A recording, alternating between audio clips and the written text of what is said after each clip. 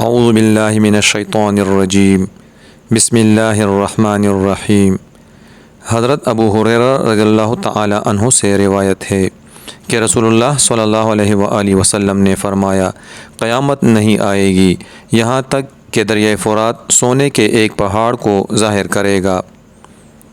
اس پر لڑتے ہوئے ہر 100 میں سے 99 لوگ مارے جائیں گے، اور ان لڑنے والوں میں سے ہر کوئی کہے گا شاید میں ہی بچ جاؤں گا اور سارے سونے کا مالک بن جاؤں گا۔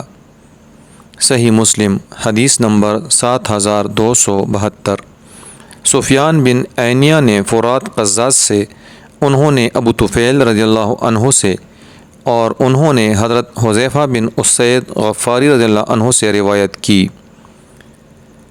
کہا، ہم باتیں کر رہے تھے تو نبی کریم صلی اللہ علیہ وآلہ وسلم نے اوپر سے ہمیں جھانک کر دیکھا اور فرمایا، تم کیا باتیں کر رہے ہو؟ ہم نے عرض کی، ہم قیامت کا ذکر کر رہے ہیں۔ آپ صلی اللہ علیہ وآلہ وسلم نے فرمایا، قیامت نہیں آئے گی یہاں تک کہ تم اس سے پہلے 10 نشانیاں دیکھ لو گے۔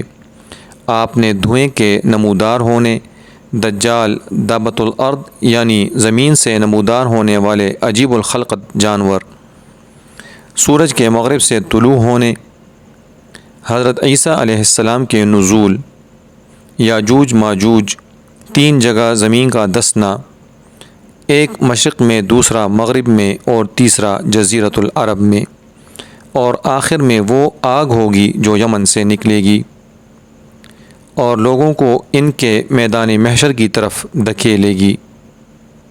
صحیح مسلم حدیث نمبر 7285۔